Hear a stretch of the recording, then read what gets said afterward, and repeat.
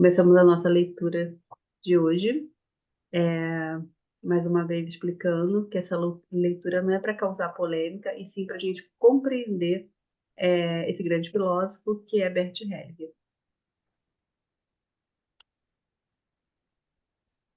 Martinha, me dá o nome do livro que agora me faltou. Isso, Com As Ordens... constelações familiares, as ordens do amor, certo? O reconhecimento das ordens do amor. Uhum. Essa leitura foi escrita por Gabriele... Von Hegel, Isso, Gabriele von Hegel, que é uma jornalista, né, Lília? e psicóloga e jornalista. Tradução é da Ticiuco. E nós vamos começar a nossa leitura. Lá atrás fala, a tradução é da Ticiuco, escrito por ela. Aqui.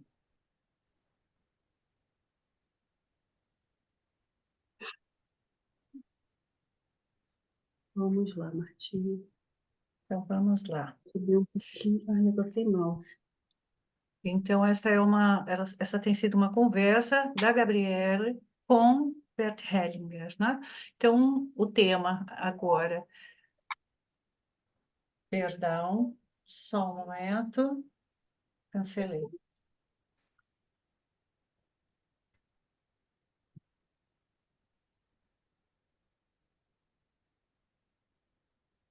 Pronto, perdão, gente.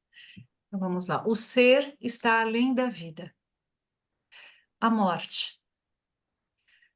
As constelações familiares não levam em consideração somente os vivos, mas, antes de mais nada, os mortos. Os membros falecidos da família estão sempre presentes? Todos aqueles dos quais se tenha alguma lembrança, até a geração dos avós, e às vezes até a dos bisavós, afetam a família como se estivessem presentes, principalmente aqueles que foram esquecidos ou excluídos. Portanto, é uma forma empírica de entrar em contato com as almas. Nas histórias de fantasma, essas almas são seres a quem foi negado o direito de pertinência.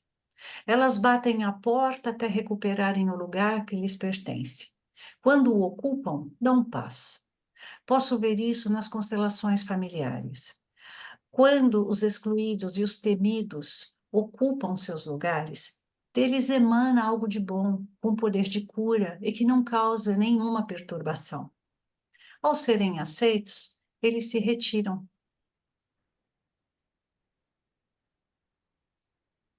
Deixam a família em paz e dão força aos vivos. Existe a tradição de velar os mortos em casa por alguns dias e chorar por eles, para que possam partir em paz e os vivos se despedir deles. Isso não é o suficiente. Os Zulus fazem o seguinte: o morto é enterrado e depois de um ano é trazido de volta à casa através de um ritual. Os membros da família pegam um galho de árvore e imaginam que o antepassado esteja sentado nesse galho, enquanto ele é trazido para a choupana. Uma parte dela é reservada para o antepassado e ali ele recebe o seu lugar. Ali onde se guarda a cerveja, habitam os antepassados. Sempre que se toma cerveja, dá-se também alguns goles aos antepassados. Existem rituais semelhantes também em outros lugares. Na Tailândia, por exemplo,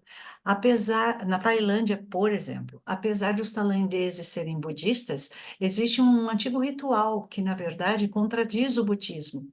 Durante a refeição que se segue ao enterro, reserva-se um lugar para o falecido, para que ele também possa estar presente. Em nossa cultura, quando acendemos uma vela para um morto, ele está presente na vela. Quando o morto tem seu lugar reconhecido, ele é pacífico e transmite uma força positiva. Isso já não é mais tão comum entre nós. Como psicoterapeuta, trago de volta os mortos para que eles possam ser reintegrados numa constelação familiar, por exemplo. Em nossa cultura, muitas pessoas ficam doentes ou perturbadas porque parentes foram excluídos do sistema. Muitas vezes trata-se de pessoas falecidas. Quando as trazemos de volta, os outros ficam livres. Os tailandeses fazem isso através de um ritual. em nós através da psicoterapia. No procedimento e no efeito, não existe grande diferença. O nosso relacionamento com a morte é, em geral, caracterizado pelo medo. Muito medo. Isso tem a ver com o fato de que a vida é vista isoladamente, como um bem pessoal, do qual eu cuido e aproveito tanto quanto for possível. Mas posso ver isso da maneira oposta, como se a vida me tomasse como propriedade dela, ou como uma força que me traz à vida, me sustenta e finalmente me deixa cair. Essa visão parece-me muito mais próxima da realidade. Quando a pessoa se submete ao todo, ela sente algo parecido com uma força que a sustenta. Mas é uma força que também traz sofrimento. O que faz o mundo girar não é a nossa felicidade, mas algo muito diferente. Para tanto, fomos chamados a serviço. A isso temos que nos submeter. No fim, deixamos a vida para voltar a algo Peraí. sobre o qual nada sabemos. Tampouco chegamos aqui vindos do nada. Chegamos através dos nossos pais. Neles conflui algo que nos dá a vida e que está integrado a algo maior.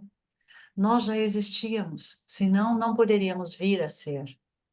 E quando morremos, também não desaparecemos. Só não somos visíveis aos olhos dos vivos. Mas desaparecer? Como poderíamos desaparecer? O ser, essa profundeza que atua por trás de tudo, está para além da vida. A vida, comparada com o ser, é algo curto e transitório. Dessa perspectiva, uma criança não tem nada a perder se morre cedo. Dizemos, pobre criança, morreu tão cedo e o avô chegou aos 90 anos. Bem, quando o avô estiver morto, o que é a diferença da criança que morreu um dia depois do nascimento? O que o diferencia da criança que morreu um dia depois do nascimento? Ambos caem no esquecimento e nesse ser que está além de todo entendimento. Ali não existe nenhuma diferença entre os dois. Rilke imaginava que, se chorássemos por aqueles que morreram cedo, estaríamos prendendo-os, em vez de deixá-los partir. Podemos deixá-los partir se soubermos que partiremos também. Uso na terapia uma frase que nos faz ser solidários com os mortos, de forma que possamos aceitar a nossa vida sem nos sentirmos superiores a eles. A frase é a seguinte: você está morto, eu vou viver um pouco mais. Depois também morrerei. Assim perdemos os mortos de vista e a vida deixa de ser algo de extraordinário quando comparada à morte. A vida só é o que ainda me resta pela frente. Não é nem melhor nem pior do que a morte, mas sei que o todo para o qual tudo conflui está além da vida, mas também além da morte. Visto dessa forma, a vida e a morte são somente duas formas de existência. São dois reinos que influenciam um ao outro. Por isso, os mortos influenciam a nossa vida. E nós também, talvez influenciemos a vida deles, deixando-os partir, por exemplo. Essa é uma ideia arcaica. O céu e a terra. Dá para eu É fazer uma... um comentário sobre a morte é algo existencial, né? É uma questão que eu acho que acomete a todos os humanos que nasceram. Quando a minha neta, a segunda, era bem pequena, nós estávamos olhando fotos da neta mais velha.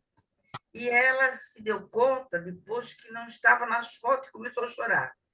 Eu não estou em nenhuma foto. Por que eu não estou em nenhuma foto? Aí eu me virei para ela e disse: Ô, Catarina, tu ainda não era nascido? Mas como? Onde é que eu estava, então? Que fofo. Criança é incrível. A primeira crise existencial de Catarina foi essa. É, Ali ficou tudo muito claro, né? Em muitas religiões, a gente traz a presença dos vivos, né? Dos mortos. Nós precisamos deixá-los partir. Essa frase que Bert usa muito, né? Por enquanto eu fico um pouco mais, depois nos encontraremos, que é a morte. A gente precisa compreender que tudo aquilo que a gente exclui, até alguém que morreu, por algum fato, e a gente não lembra, uma exclusão, né? Mas existem pessoas que também não soltam os mortos, né? Eu acho que na maioria dos livros do Bert eu não vejo nós vivos, os mortos procurando os vivos. É sempre os vivos que procuram os mortos. Mas que existe esse mistério? Sim, existe. Né? Acho que esse último livro da Sofia eu não li ainda, tá? Mas eu vou ver qual é. Está falando um pouco mais sobre esse mistério, sabe? De vida e de morte. Mas é isso. A gente E, precisa... e só um complemento, como isso é muito antigo, porque aquela história ali de dar um golinho pro santo, né, que foi lido aqui, isso eu lembro desde criança, que eu lembro que os homens se reuniam para tomar uma cachaçinha, um golinho pro santo. Então, mas daí eles falavam santo, eu acho que para não entrar em outros Não, assuntos, porque eu era acho tudo muito místico, né? Era tudo muito oculto, essas coisas, né? Eu acho que ficou cultural isso, né? De alguma Isso. forma, a gente celebrava os mortos dando uma cerveja, uma bebida. Acho que era qualquer Uhum. tipo de bebida, jogava Isso. no chão. Acho que Uhum. era isso. Sim, eles viravam o copinho assim. Então eu lembro, hoje eu tô com 50, eu lembro quando eu era criança que faziam isso, né? Então você veja como que isso traz muito forte até nos Mas dias de hoje, né? nesse ritual, existe algo muito além do que o Bert falou, né?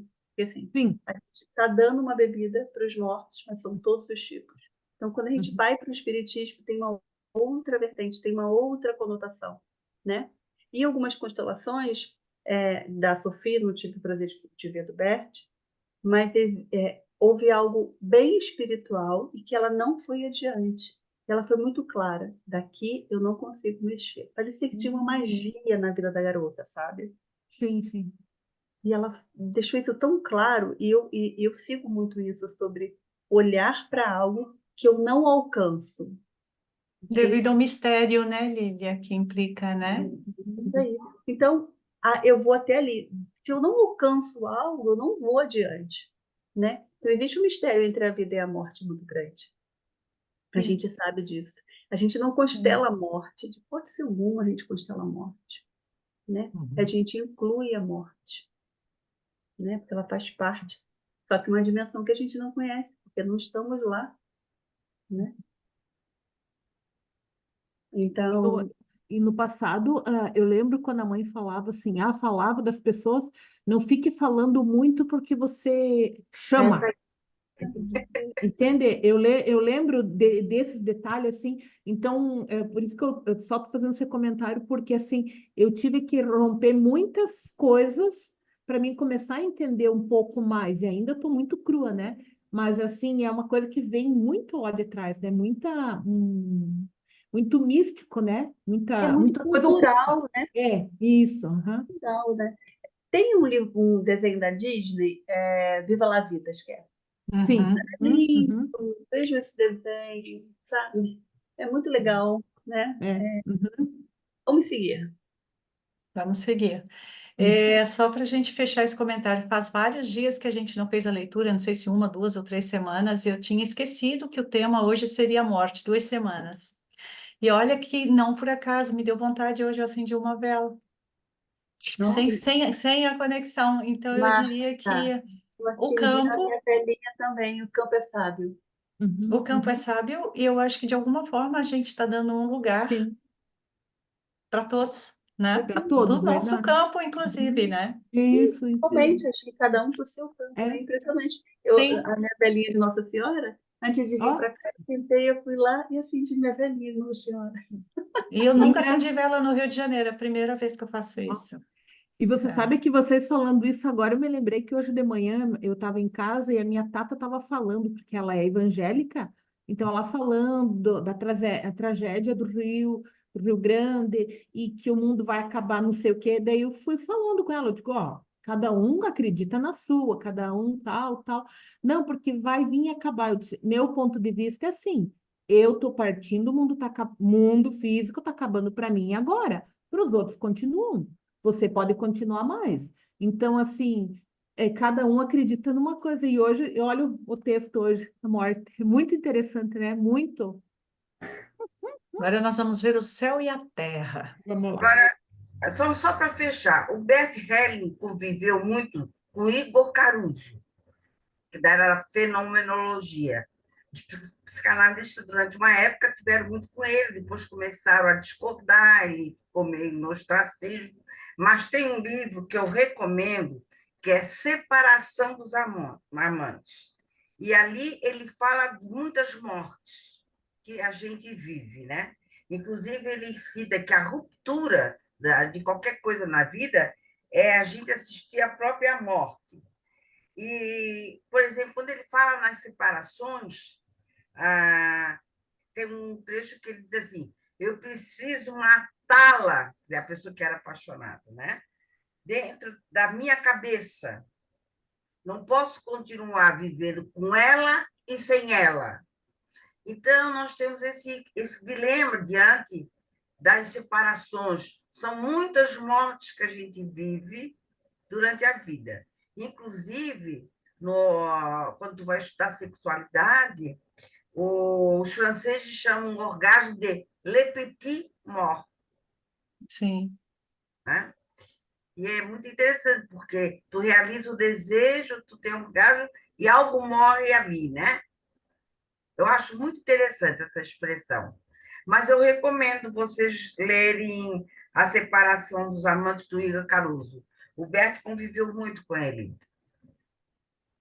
Tá bom, já está anotado aqui, já vou comprar. Eu sei que houve bastante conflito entre o Igor e o Bert depois no final, isso eu sei. Acho que os pensamentos passaram a ser muito diferentes, né?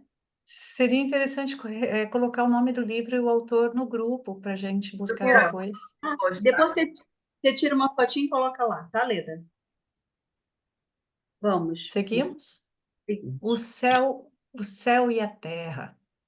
É uma ideia tipicamente humana, não importa como as pessoas se refiram a ela. Algumas dizem céu, outras dizem nirvana e outras dizem não sabemos. Não importa qual seja a denominação. O essencial é esse movimento interior e olhar a vida como algo transitório. Alguns pensam que por isso pode-se negligenciar o presente. Então eles olham mais para o céu. Outros acham que só poderão ir para lá se renunciarem ao mundano, como fazem os ascetas. Acham que só se castigando ou meditando chegarão ao nirvana. Assim, o presente é considerado um obstáculo para o que vem depois. Essa é uma ideia estranha, pois o presente já contém o que virá. Se eu estiver em paz comigo mesmo, estarei ligado tanto a um quanto a outro. Uma vez escrevi um aforismo que alguns consideram difícil de entender. O verdadeiro caminho não leva a lugar nenhum. Se fico parado, estou no caminho certo. Não tenho que ir a lugar nenhum. Já estou unido a tudo e participo de toda a riqueza, estando recolhido em mim mesmo, levando a sério e cumprindo sem grandes pretensões o que está diante de mim. O dia a dia como exercício? Vê-lo como um exercício já é ir longe demais. Só tenho que viver. O que significa só viver? A nossa vida, sem dúvida, está centrada no nosso cotidiano aqui na Terra, mas certamente não no momento presente. As pessoas vivem correndo, sempre em busca, tentando ganhar, fazer e viver o máximo possível, porque depois tudo acaba. Em vista desse estilo de vida tumultuado, febril, voltado para fora e para o futuro, simplesmente ficar parado e dizer: não preciso sair em busca de nada, pois já está tudo aqui, é uma atitude que precisa ser exercitada. Não é por acaso que floresce entre nós um gigantesco mercado de atividades de lazer, para o qual existe, sem dúvida, uma grande demanda. Existem tradições que podem ajudar nesse caso, assim como ir à escola para aprender com alguém que já sabe mais do que eu. Mas existe também na área espiritual uma espécie de exercício que é mais dinâmico, projetado para se alcançar algo. Existem exercícios duros desse tipo. Na essência, eles não se diferenciam de modo nenhum desse outro tipo de agitação. O senhor quer dizer que existe esse desejo de agir também no campo da espiritualidade? Existe. Muitas das práticas da nova era me parecem fast food espiritual. Assim como se fosse possível assimilar rapidamente uma determinada atitude sem grande preparação. Entretanto, estamos falando de um processo de crescimento.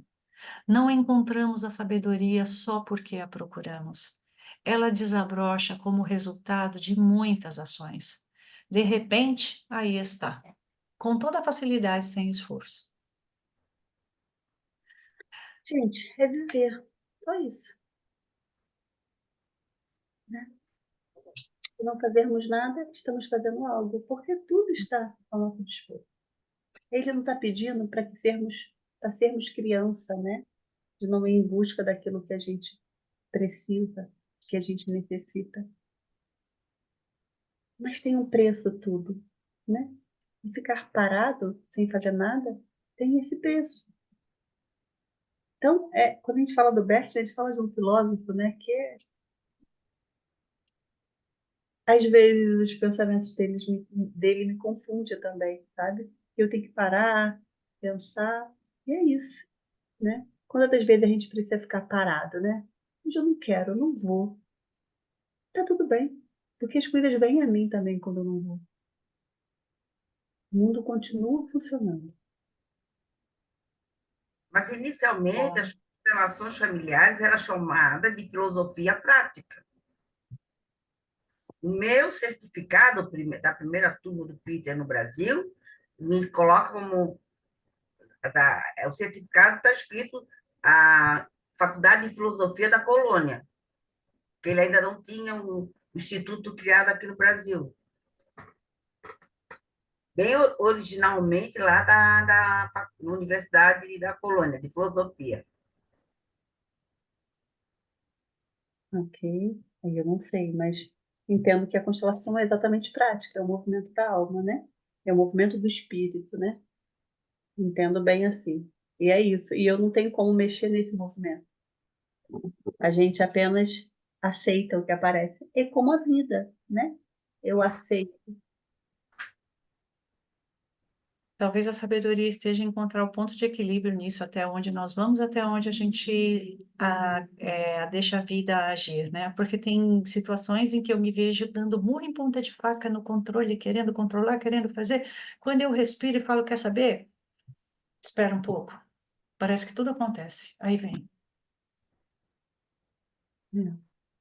Então, Enfim. eu cheguei num ponto que eu não dou mais murro em ponto de faca, sabe?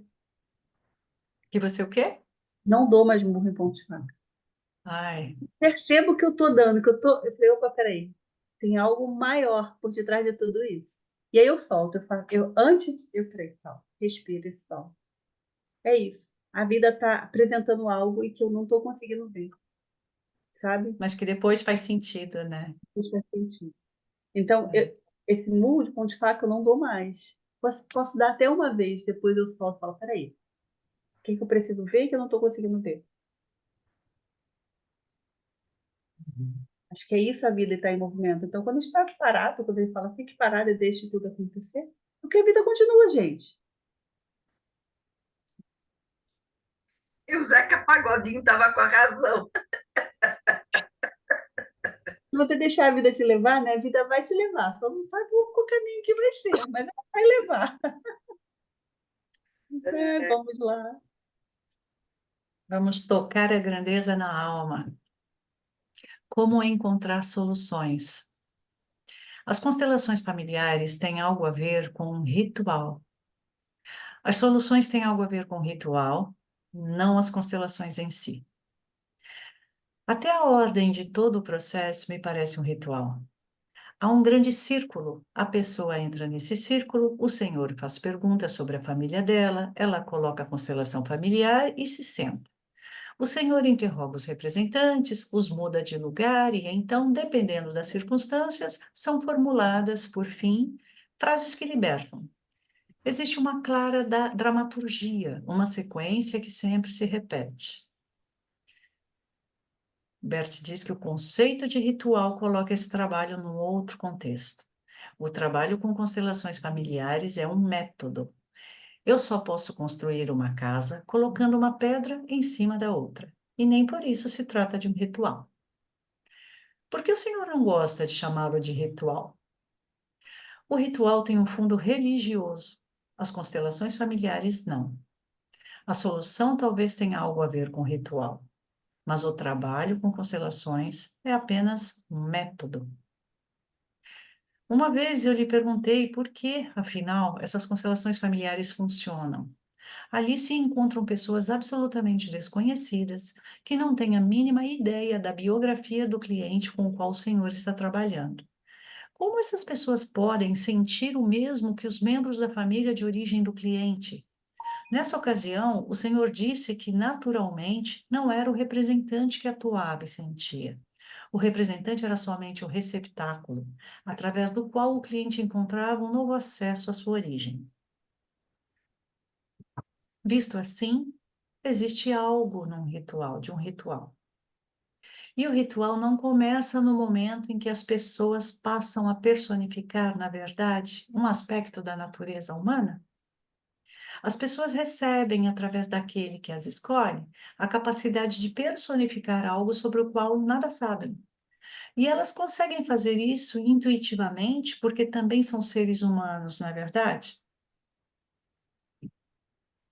A profundeza.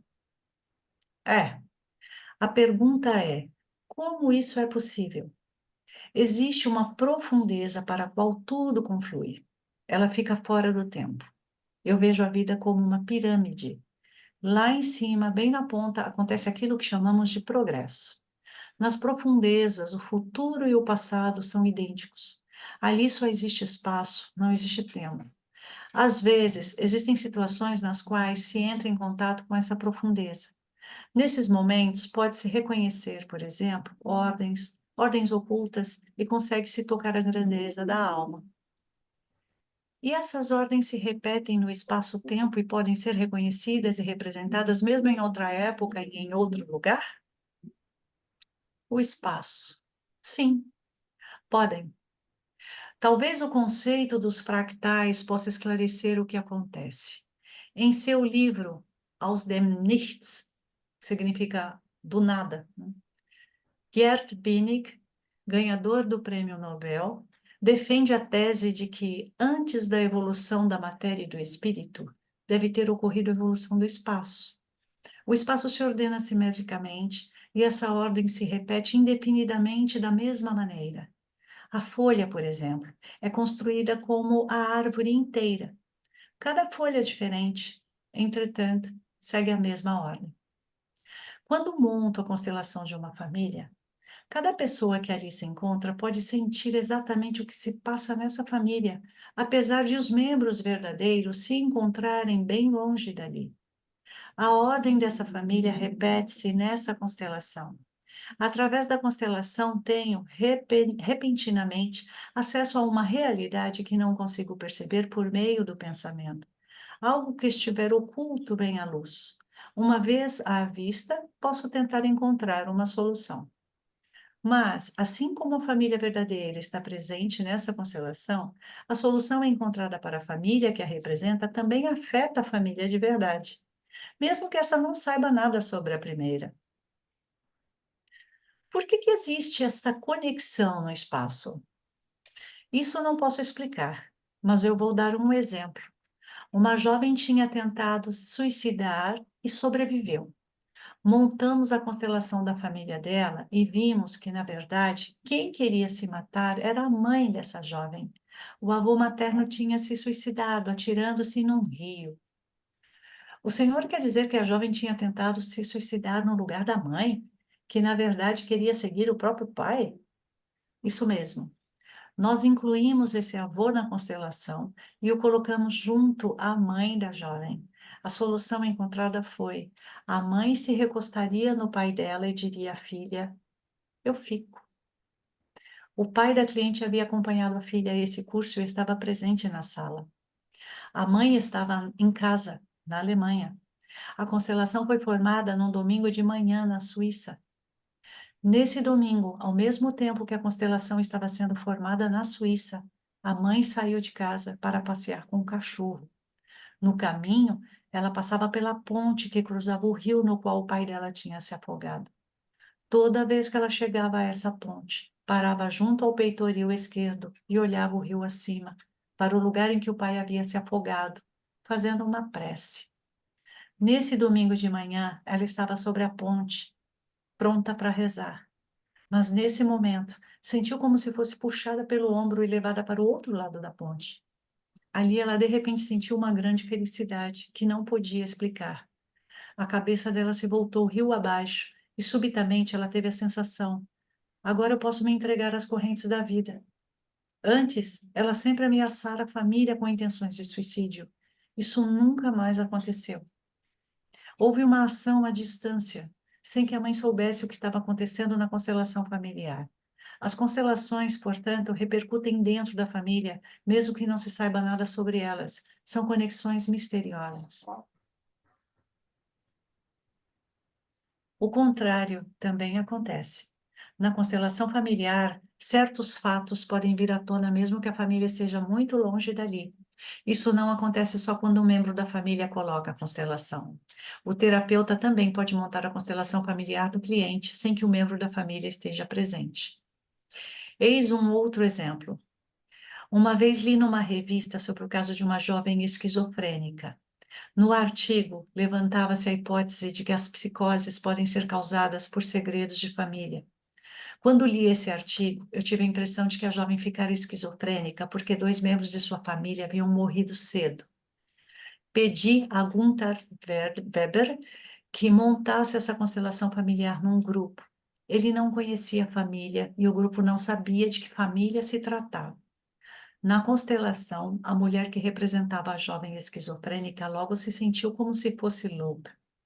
Estava totalmente confusa. Em seguida, incluímos os 2 membros que considerávamos importantes. Um deles era a irmã da mãe da jovem esquizofrênica, falecida precocemente. O outro era uma criança, uma irmã da paciente, que também sentiu como se recuperasse a sanidade. Perdão, o outro era uma criança, uma irmã da paciente, que também havia morrido cedo. Logo que as duas foram colocadas, a representante da paciente sentiu como se recuperasse a sanidade. Isso me parece mágica, ou como um exemplo dos campos morfogenéticos de Rupert Sheldrake. Pode-se explicar o efeito das constelações familiares dessa maneira? Aí vem, você pode ler esse rodapé aqui, Lilia? Pode. É a teoria dos campos, né? Uhum. A teoria dos campos morfogenéticos é da autoria do biólogo inglês Rupert Sheldrake. Segundo ele, além da herança genética, ocorre uma transmissão de informações também através de campos mórficos. Nesses campos existe uma espécie de memória coletiva da espécie a que se pertence. Essa memória é enriquecida por meio de cada indivíduo dessa espécie. Por outro lado, cada indivíduo será ligado a essa memória. De acordo com Sheldrake, existem tanto campos mórficos como campos eletromagnéticos. Um exemplo, em Southampton, uma variedade de pássaro chamada chapim descobriu leite como alimento. As aves arrancavam a tampa com o bico e tomavam leite até onde o bico alcançava.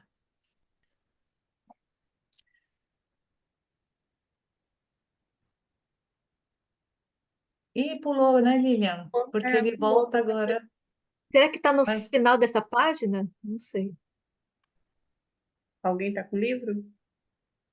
Então, o que Bert está falando sobre esse campo é que o campo não é DNA, é sobre os movimentos repetitivos que acontecem. As aves tomavam, e assim todas passaram a fazer os mesmos movimentos. Então, esse campo de informação, que é esse campo morfogenético, que é criado, então não tem a ver com o nosso DNA. e tem a ver com os nossos movimentos, com as nossas repetições.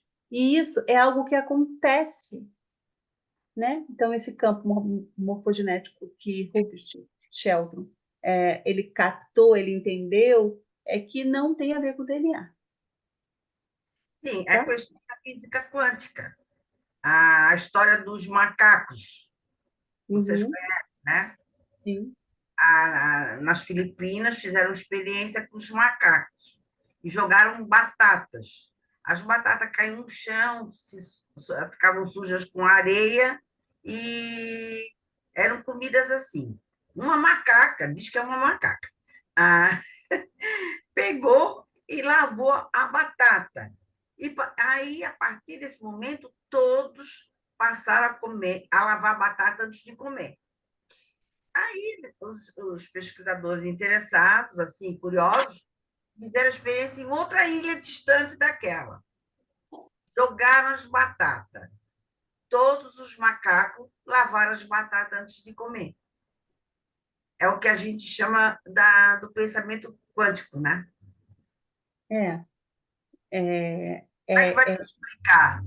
não tem explicação, né? É algo que acontece. Então, a mesma coisa acontece com a constelação, é sem explicação. Eu lembrei da Marta representando aqui agora, e veio sem explicação, né? Então, ela sentiu algo no campo, né? Trouxe aquilo tudo e, de repente, algo saiu dela, né? Ela caiu. Exatamente quando estava acontecendo um movimento onde a gente estava reverenciando as crenças católicas. E, de repente, ela perdeu a força e caiu, né? O que que é isso? É um movimento, né? O que que é isso, né? É o campo morfogenético, né? Então, quando a gente está representando, é esse campo que traz essas informações que algo aconteceu há tempo atrás. Nós abandonamos muito, por causa dos aparelhos eletrônicos, tudo, a telepatia, né? Como é que eles chamam? A psícola, não sei o que, agora eu esqueci o nome. Mas os russos desenvolveram muito a telepatia entre os astronautas, no caso de falhar a comunicação, poderem se comunicar entre si. E a gente sabe que existe a comunicação telepática, né? Não existe, tem pessoas que estão bem, trabalham bem isso, né? Mas eu falo mais da intuição. É impressionante. Às vezes eu estou com um pensamento aqui em alguém, né? E eu vou falar com a pessoa, falo, de repente a pessoa me liga, né? Recentemente, eu estava pensando muito no casal amigo que há muito tempo eu não via. E o correio estava com um problema aqui, eu precisava despachar um negócio. O correio, fui lá não sei, na cidade, no shopping Beira-Mar, para despachar. Quando eu estou andando assim, eu olho, eu não vejo a pessoa sentada no banco. É Eu isso. assim, Joaquim, ele olha para mim, poxa, outro dia nós estávamos pensando em ti, não sei o que, eu com a Vera. Eu disse, olha só, quando nos encontramos, fazia uns 20 anos que a gente não se via. Esse campo de informação, que nesse caso é a intuição, não o que o Rupert Sheldrake traz como campo morfogenético, né? Porque é algo que é repetitivo, né? Mas vamos continuar, que agora a gente só tem 15 minutos. Então, vamos lá. Na verdade, essas teorias não me interessam em absoluto. Eu vejo que essas coisas acontecem. Explicações posteriores não contribuem para o trabalho prático. Muitas pessoas querem uma explicação de como isso é possível. Não preciso dessas explicações para poder trabalhar. Mas estávamos tratando de outra coisa. Estávamos falando das constelações familiares como um ritual. A imagem que eu faço é a seguinte: se cada pessoa tiver raízes que se estendem até o centro da Terra, então cada um estará em contato com a própria condição humana, e por isso essa pessoa pode ter sentimentos que não são seus. Eles surgiriam, por assim dizer, dessa origem comum. Isso vai longe demais para mim. Eu vejo a coisa mais na superfície. A família é composta de várias pessoas que estão relacionadas no espaço de um determinado modo.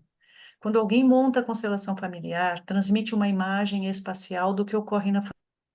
Se ele a monta corretamente, aqueles que atuam como representantes deixam de pertencer, momentaneamente, ao próprio sistema familiar para passar a pertencer a outro. Assim, eles conseguem apreender com exatidão o que se passa nesse sistema. Muitas vezes é possível dizer de antemão se alguém dispôs constelação familiar de maneira correta ou não. O senhor consegue fazer isso? Na mesma hora. Pouco tempo atrás, uma mulher montou a sua constelação familiar. Eu disse a ela: Você não montou corretamente. Já montou alguma vez a sua constelação? Ela respondeu que sim, e eu perguntei: E montou assim como fez agora? Ela tornou a responder que sim. Então pedi-lhe que se concentrasse bem e montasse a constelação outra vez. Aí ela colocou de maneira totalmente diferente. Como é que o senhor pode avaliar e dizer simplesmente esta constelação não está montada da forma correta? Porque vejo o sistema.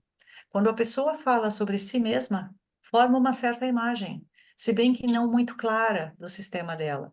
Se existe alguma divergência, noto imediatamente. É como ouvir uma nota desafinada. Seria algo semelhante a ver a aura das pessoas? O senhor capta a aura sistêmica, por assim dizer? Eu não diria isso. Quando trabalho com alguém, já não estou no meu eu,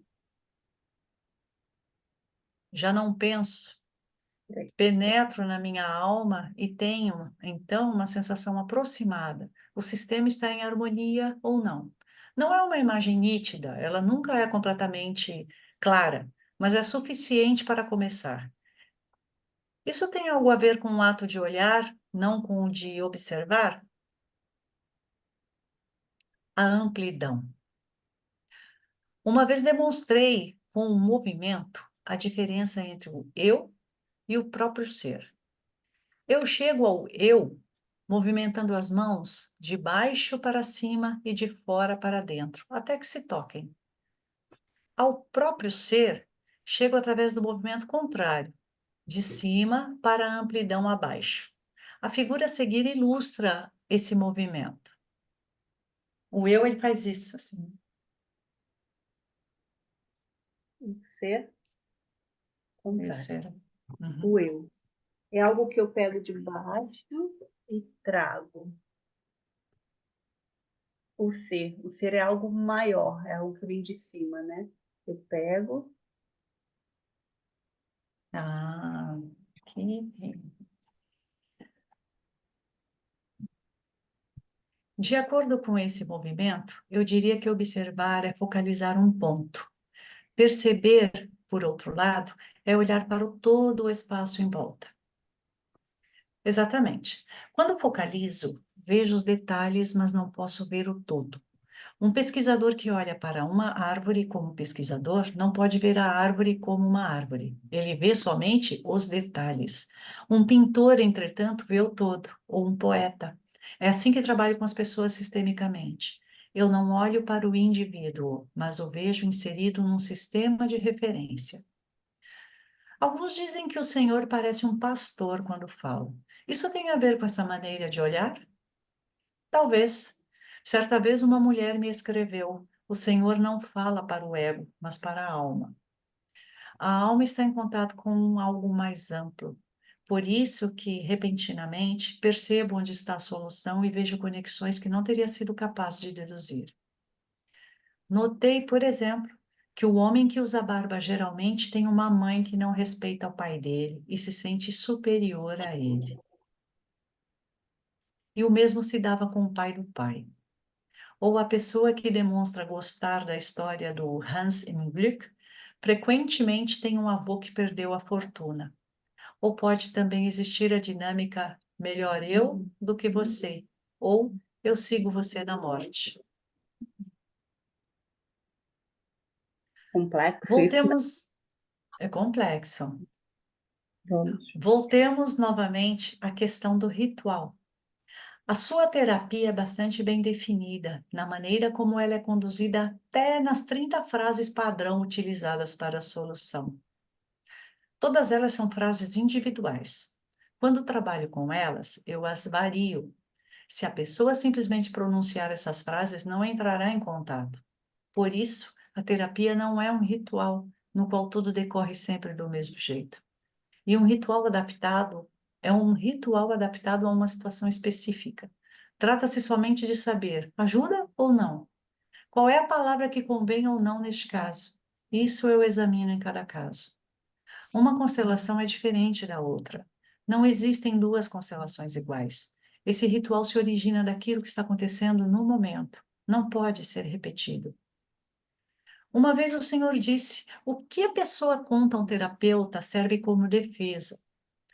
Quanto um terapeuta precisa saber sobre o cliente? Isso é magnífico, gente. A gente já está no horário, né? Mas essa parte é magnífica. Vocês decidem, seguimos ou paramos? 8 minutos. Eu vou ter que ir, senão eu não chego, que é do outro lado da ponte. Tá bom, vai lá. Próxima Beijo, quarta-feira. Obrigado, um beijo para beijo, todos. boa noite, Leda. Eu ainda estou na semana do meu aniversário. Eita, parabéns! Feliz Deus. aniversário, Feliz Leda! aniversário! Deus te abençoe! Vamos celebrar. Muitas Eu vou. bênçãos. Obrigada. Então, olha, em homenagem à Leda, eu tenho uma sugestão. A gente podia ler agora a concentração e, na próxima leitura, reiniciar da concentração, que é para a Leda poder acompanhar. Ótimo, bom. perfeito. Tchau, Então, Leda. vamos lá. Tchau, Tchau, tchau, Leda. beijo. Beijo. Uma vez o Senhor disse: o que a pessoa conta a um terapeuta serve como defesa. Quanto um terapeuta precisa saber sobre o cliente? A concentração. Por exemplo, na terapia, não preciso saber como são os pais. Se alguém me fala sobre eles, cria-se uma rede de imagens e interpretações à minha volta que impede que eu tenha uma simples visão dos mesmos. Eu só quero saber dos acontecimentos, tais como são. Se são casados, há irmãos, alguém morreu, alguém foi excluído. Além disso, preciso saber se houve doenças ou acidentes. E também se o pai era, por exemplo, alcoólatra, o que também é uma doença. Eu não necessito mais do que isso. Para o trabalho sistêmico, isso é suficiente. O senhor diria que, de maneira geral, isso vale para todos os casos? Seria, portanto, um tipo não individualizado de terapia? A sua terapia não é feita sob medida para uma determinada pessoa, pois o senhor pergunta por acontecimentos que poderiam ter sucedido com qualquer pessoa. Numa constelação familiar, só é individual a maneira como o cliente vê o próprio sistema. Essa é justamente a parte que não é individual. Se o cliente montasse a sua constelação de acordo com a imagem criada por ele, seria individual. Mas eu exijo que ele se concentre bem e que deixe a imagem emergir à medida que monta a constelação. Não se trata então de uma imagem criada por ele, mas de uma imagem que repentinamente vem à luz, partindo do inconsciente dele. Até ele se surpreende com o resultado. Mas o inconsciente também não é algo individual? Ou para o senhor somente o ego tem individualidade? Certamente que esse inconsciente não é individual. O cliente percebe algo que é válido também fora dele mesmo. Se um outro membro da família montasse a constelação com concentração, a imagem final não apresentaria grandes diferenças. Há pouco tempo pude observar um exemplo. Um homem montou o seu sistema. Em seguida, a mulher dele montou o sistema de maneira totalmente diferente. Os sentimentos dos representantes, entretanto, eram exatamente os mesmos nas duas constelações. Naturalmente, podem existir distorções nas constelações. Quando duas pessoas colocam o mesmo sistema, pode-se distinguir imediatamente qual dos dois está mais próximo da realidade e qual deles distorceu a imagem devido a um propósito ou desejo pessoal. Mas a precisão dos detalhes não é o que importa aqui. Vou parar aqui um pouquinho. Impressionante isso. Está me lembrando lá no início, quando eu comecei a fazer constelações nos estágios, tinha uma menina que ela sempre constelava. E eu falava, vamos fazer movimento. E os movimentos eram o mesmo, representantes diferentes. Então, quando a gente constela, a gente precisa dar um espaço de 3 meses para algo acontecer, para que possa sair desse padrão, sabe? Desse mesmo movimento. Quando ele fala de ritual, constelação não é um ritual, mas existem atos que são rituais, como exemplo, fazer reverência aos nossos ancestrais, isso é um ritual, né? Tem outro ritual. Acho que a gente tem uns 4 rituais dentro da constelação, agora me faltou a memória. Mas ela não é uma coisa ritual, né? Igual o catolicismo, igual alguma coisa que a gente está. Não, né? E cada pessoa que vai montar a sua constelação, que eu acho que é bem difícil montar a nossa constelação, acho que é algo quase impossível para mim ainda, hoje em dia, eu, Lília, falar, vou montar a constelação, vou pegar uma pessoa, vou botar, né? É a visão que eu tenho mais próxima, como ele falou, né? 2 pessoas, acho que o marido e a mulher, né? Mais próxima daquilo que elas estão vendo.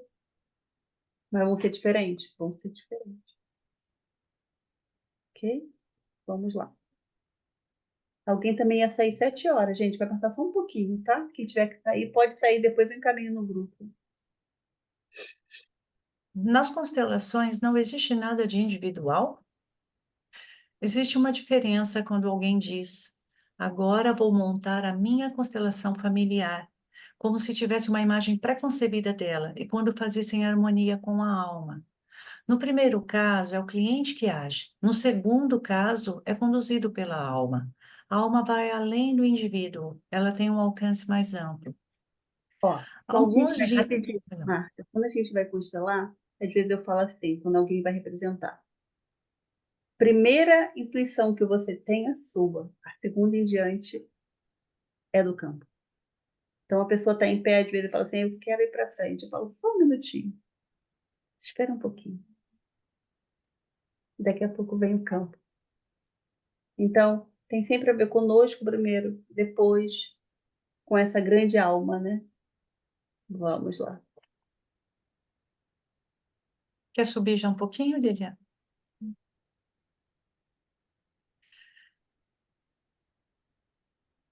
Alguns dizem, Hellinger não olha para o indivíduo, não o vê, ele não quer saber dos problemas específicos de cada um.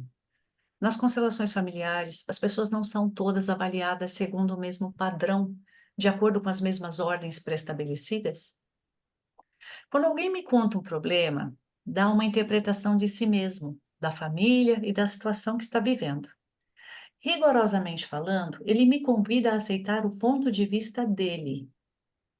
Descreve os seus problemas para que eu procure uma solução que corresponda exatamente à descrição que ele fez dos problemas. Assim, ele, logo de início, me restringe. No fundo, ele não precisa de mim. Quer me transformar num cúmplice daquilo que considero ser a solução. Isso eu não permito. Eu me reservo a liberdade de olhar tudo por mim mesmo. O cliente vê o que vem à tona na constelação, independente de como tenha visto a sua situação até o momento. Ele é que monta a constelação, não eu. De repente emergem coisas que não foram absolutamente mencionadas na descrição que ele fez. E nos outros métodos terapêuticos, diferentes das constelações familiares? Por exemplo, na Gestalt terapia, em que o indivíduo tem uma grande importância. Não é uma visão muito simplista dizer que o cliente obriga o terapeuta a aceitar sua maneira de ver? Naturalmente, fala-se muito durante as terapias, mas no fundo sempre se trata de aprender a sentir em vez de pensar, experimentar em vez de teorizar. A sua afirmação, o que o cliente conta serve como defesa, vale para todos os casos? Isso foi dito de maneira muito provocativa. Naturalmente, essa afirmação não se aplica a esse caso. O cliente vem porque precisa de ajuda. Entretanto, muitas vezes ele vem porque precisa de confirmação. Nesse caso, não olho diretamente para o cliente, não olho realmente para ele. Olho para a família dele e para a situação que o fez chegar onde está. Quando tenho grandes dificuldades com alguém, eu imagino essa pessoa com 4 anos de idade e me pergunto: o que aconteceu naquela época que fez com que ela ficasse assim? Então tenho uma imagem totalmente diferente dessa pessoa e fico mais próximo do que é essencial do que ficaria se tivesse escutado o que ela me diz. Eu não estou interessado em julgar o que os outros fazem. Descrevo apenas o que descobri ser útil para o meu tipo de trabalho. Na realidade, não me preocupo com o que os outros fazem. Parece uma provocação quando o senhor diz que não olha diretamente para o cliente. Eu imagino a mim mesma procurando-o na condição de cliente, sabendo que o senhor não vai olhar diretamente para mim. Ele nem sequer quer me ver. Quando eu vejo alguém no contexto da família, com o pai, a mãe, os irmãos e os mortos, apreendo muito mais sobre ele. Muito, muito mais. Olho para algo maior e vejo o cliente de maneira muito mais abrangente. Quando diz que não olha diretamente para o cliente, o Senhor quer dizer que não se deixa influenciar pela loquacidade dele? Por informações como meu pai sempre exigiu isso e aquilo, minha mãe tinha crise de depressão e não me amava, eu sofria porque meu irmão sempre foi o filho predileto. Eu nunca teria parado para ouvir tantas frases. Isso me causa verdadeira dor física. Eu já teria interrompido antes. Oriento-me pelo meu bem-estar. O que me causa dor não pode ser relevante. Isso para expressar-me de maneira bem provocativa. Essa postura me parece quase uma arrogância. Quando trabalho num grupo, verifico que os outros sentem-se assim também. Não é um critério que uso só para mim.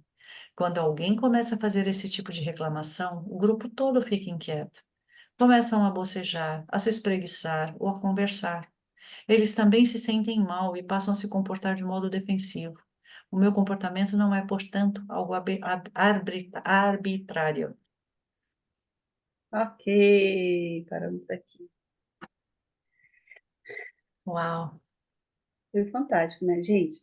Ele muito. fala muito sobre bate forte sobre a psicologia, né? Os psicólogos fazem aliança com os pais dos clientes. Por que fazem aliança? Porque existe uma dor, né? E aí eu faço aliança, perdão, não faço aliança com os pais, faço aliança com o cliente, com o indivíduo e prejulgo os pais. E a constelação, ela é ampla. Ela vai olhar aonde existe a dor.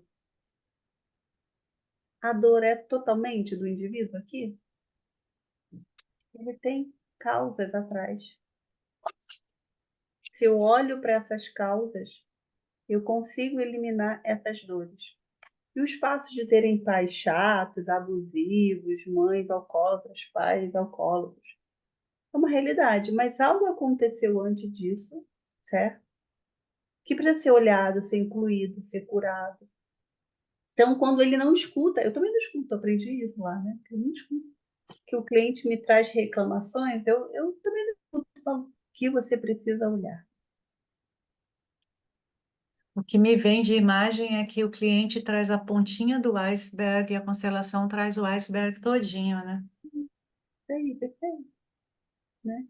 Que precisa ser curado. Então, reclamações, a gente vai continuar reclamando e não vai chegar a lugar nenhum. Repara quando alguém fala muito, reclama muito da vida. Como é que você fica quando você escuta? Você não boceja? Que- Querendo fugir. Cansada? Isso acontece num campo. Então, quando alguém me chega cheio de dores, que existem as dores, eu falo que as dores não existem, né? Eu falo, tá bom, respira.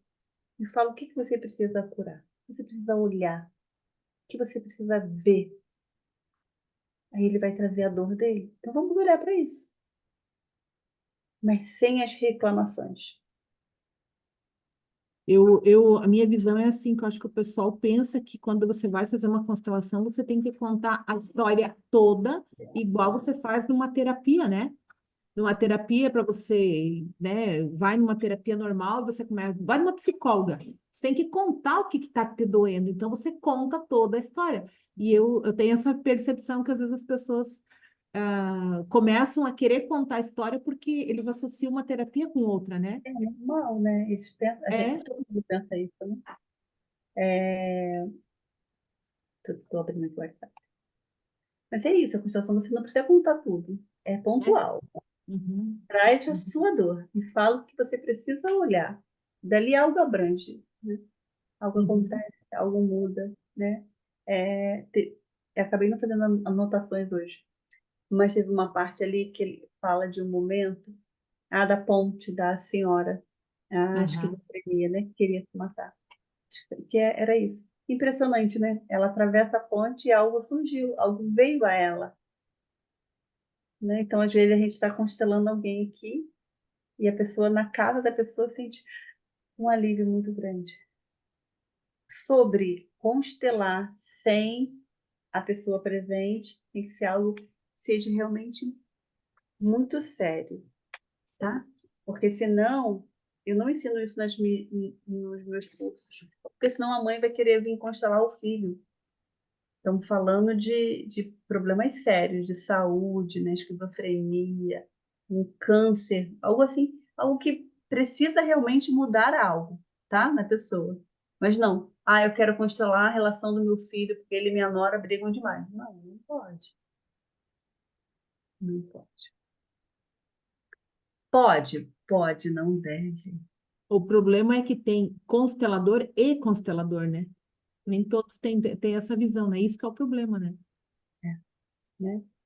Então, terminamos a nossa leitura assim hoje. Ok? Legal. Estou dando. Posso trazer